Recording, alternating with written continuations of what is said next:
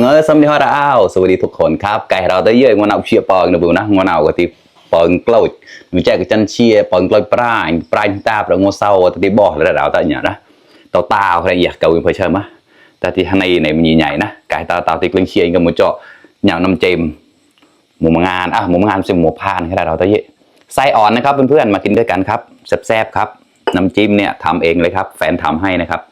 ไส้อ่อนเอาไปต้มนะครับไม่ได้เอาไปย่างครับไม่มีเวลาเลยครับตัดหญ้าอยู่ครับกับดึกโอเคครับมากินด้วยกันนะครับแต่ก็จะมีข้าวมานิดหน่อยนะครับต้องกินข้าวด้วยเพราะว่าไม่ได้มันหิวมากครับ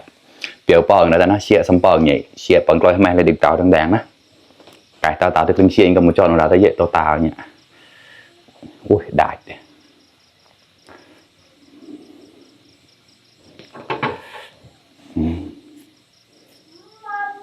มาลองชิมดูสิเจ็บถึงเท่านั้นเถอะกล้าได้กล้ามาครับ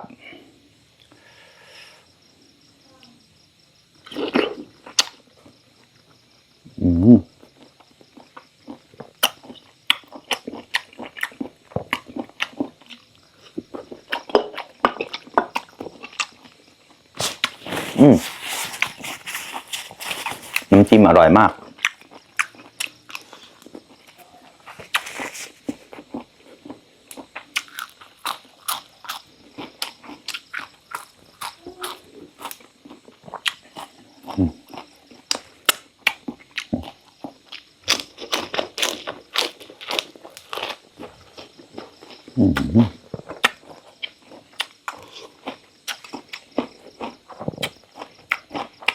กล้าแล้วก็อร่อย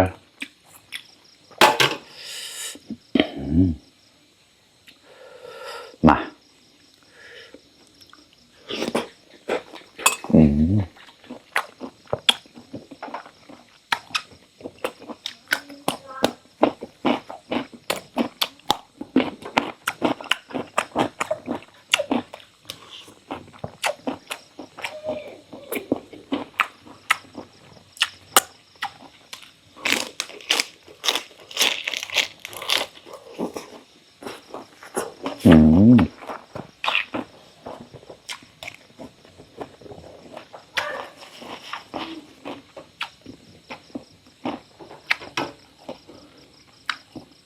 ยังร้อนอยู่เลยตามพอแล้ว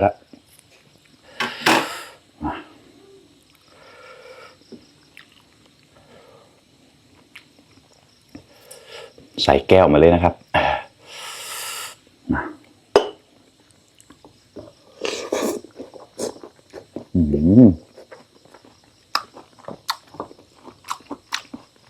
มันจะไม่ค่อยนุ่มเท่าไหร่นะกำลังเคี้ยวเลยครับขอหายเราละดึกโพเชียวอยู่นะ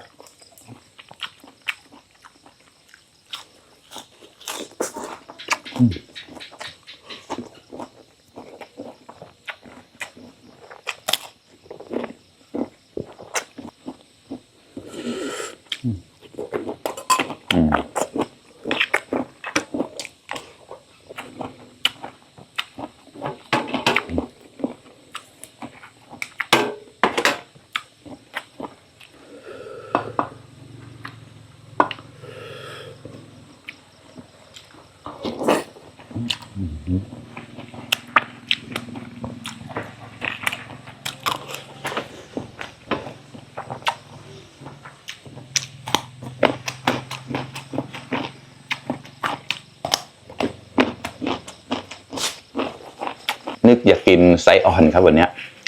ก็เลยกินไส้อ่อนอย่างเดียวก็ไม่ได้ต้องเอาข้าวมากินด้วยครับไม่อย่างนั้น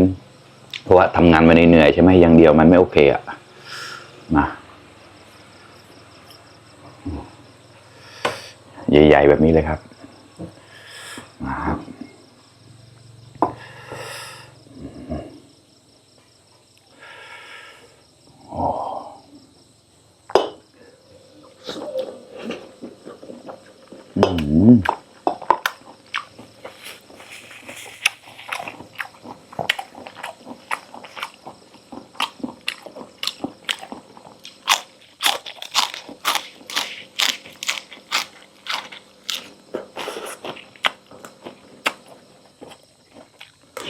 อืม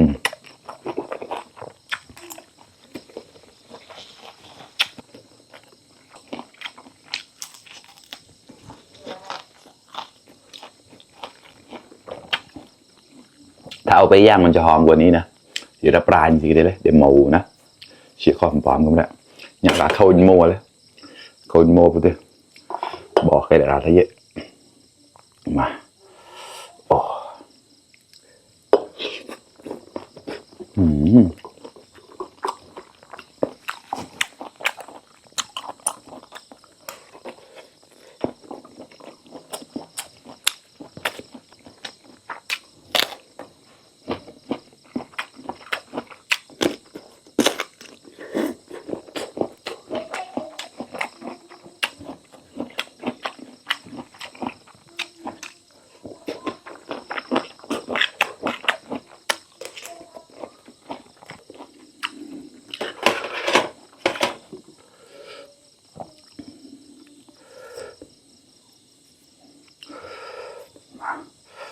เคยเชื่อแล้วนะ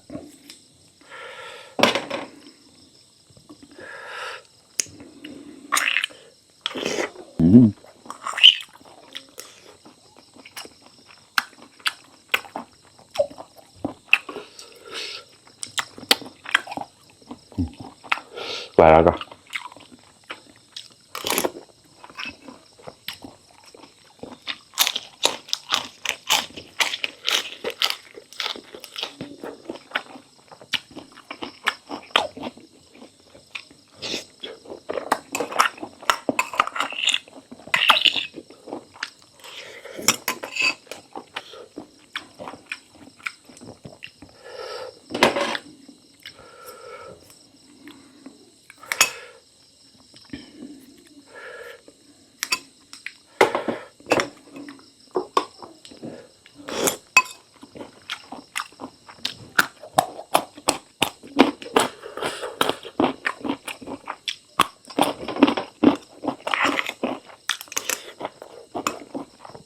น้ำจิ้มดีมาก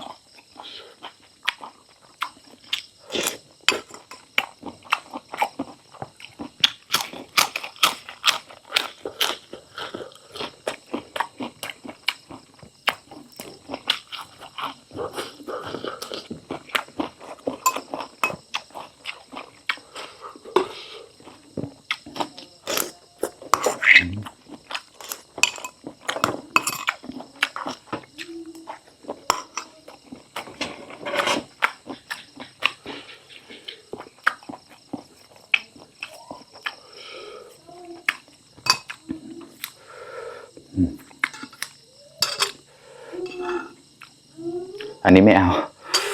จังกล่าวเลยเพื่อจะทำในนักหล่ออย่างนี้เลยนะเชี่ยหัวสังเชี่ยขาวไม่ได้เชี่ยวเขาได้ไงเลย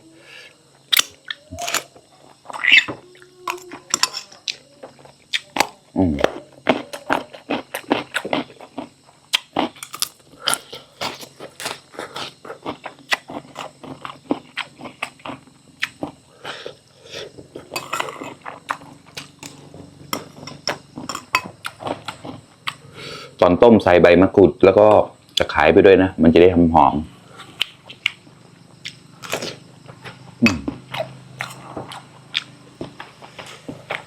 เราไปบอกครับจุดสิ้นเลยซ้ำเท่าชีสบุนปลายสั้นให้มากล่าวแต่ละนะพอเว็บไซต์เขาเอ็มก็ไม่ได้เก็บหมูกันนะ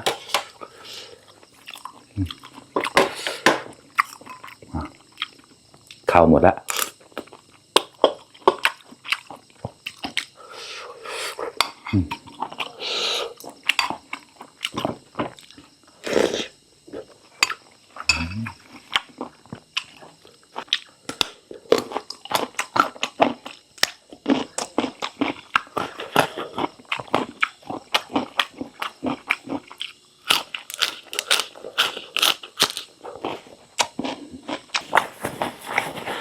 เผ็ดนะเราเป็นเปิดเราได้เยอะเจมข้าวนะครับไม่มาหลอก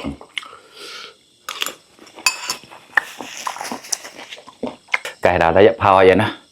พาวมาไก่ตั้งเตียงแล้วนะชีวอดใส่นะจุดตู้เย็นแต่นะตาปลาเลยกินไม่หมดแล้วก็แช่ตู้เย็นเอามาอุ่นต่อนะครับมาครับ กินน้ำเย็นๆ